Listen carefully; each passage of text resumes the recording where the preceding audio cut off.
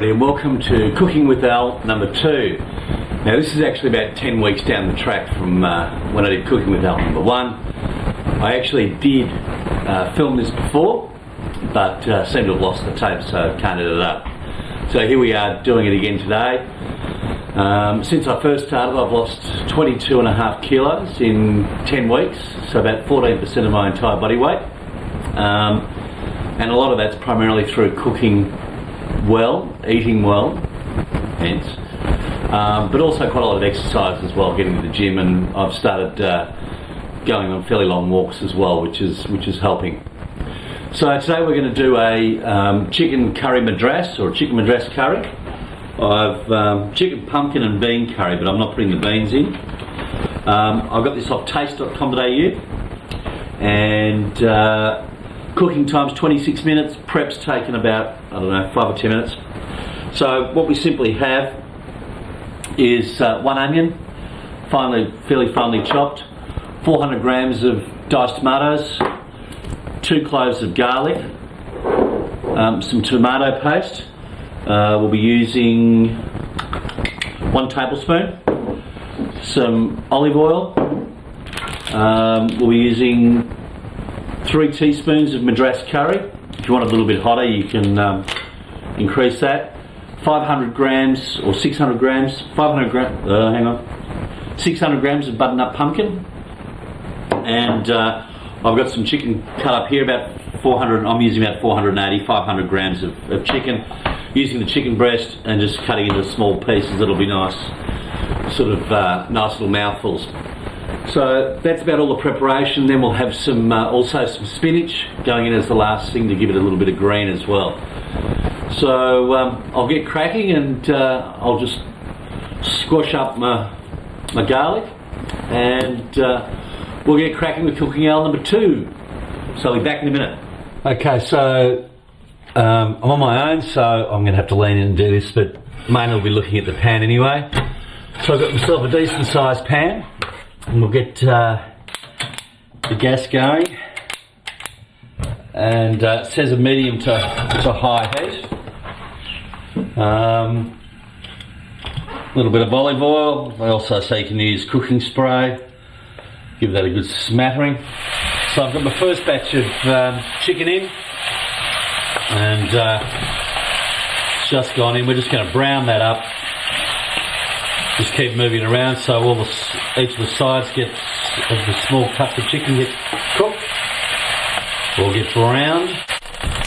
Okay, now that chicken's done, I'm just going to turn the gas down a little bit to a moderate heat, and we're going to add the onion and get the onion cooked off a little bit.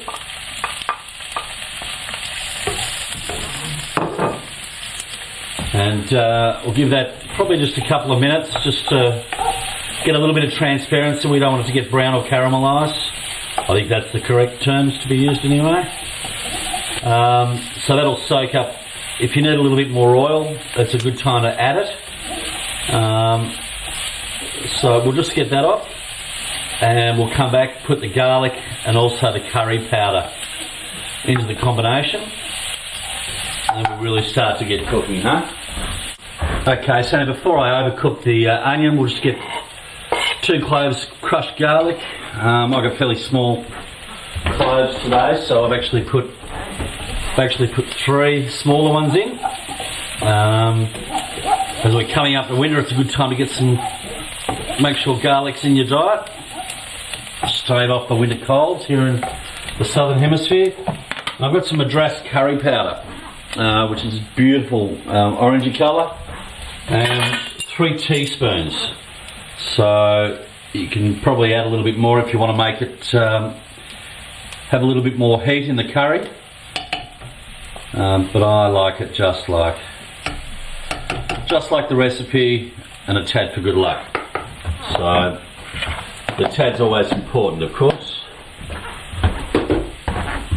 So that goes there, and we give that a good stirring, and that'll soak up all the juices and make the combination quite dry. But you'll really start to get a very strong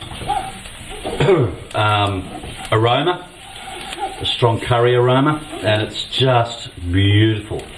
Now don't worry if it is getting a bit dry, because you're about to put the chicken back in and there's a whole lot of juices with the chicken and the tomato goes in. So we're actually now going to put the chicken back into that combination,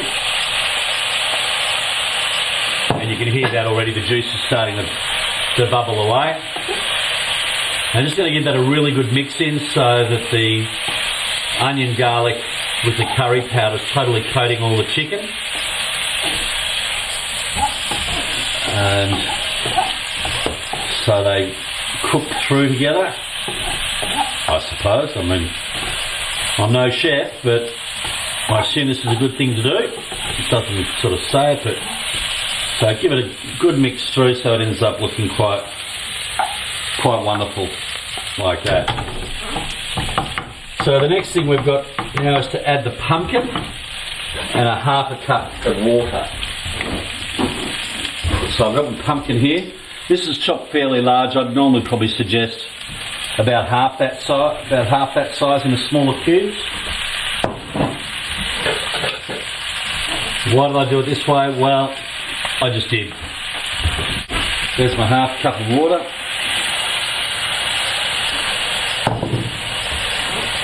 And so we'll just give that a good stir through, get some of that onion and curry placed over the curry over the pumpkin as well.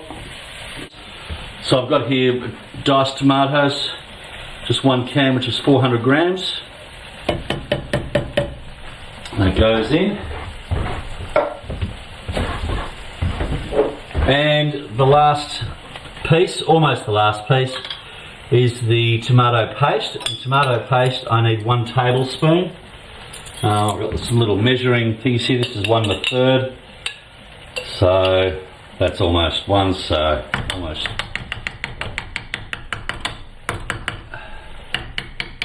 There's always some left on there, so putting 1/3 in, I figure won't hurt it.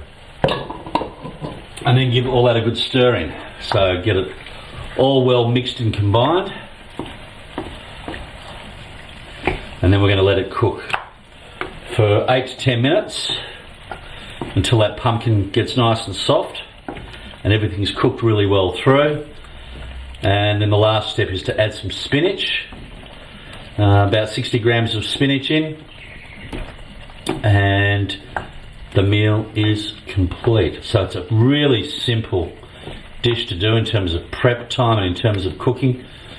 And this is only the second dish that I've ever cooked straight off a recipe on my own. So if I can do it, then anybody can do it. So we're just going to leave that honking away.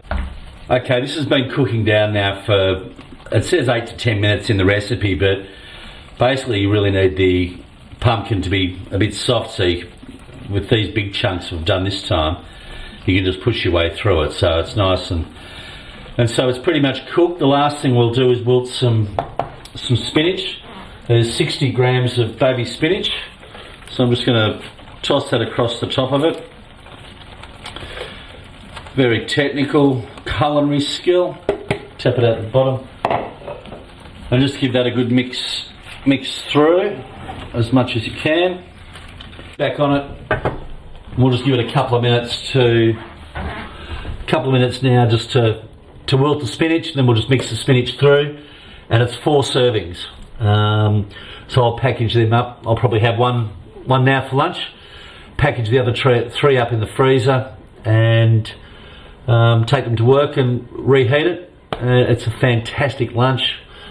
Lots of vim and vigour and energy out of it. So hope you enjoyed Cooking with Al number 2, revisited or refilmed.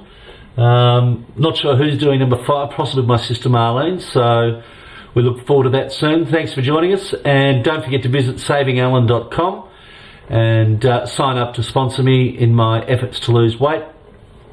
Leave comments of support or ideas of things I can do, and thanks for your time. See you again.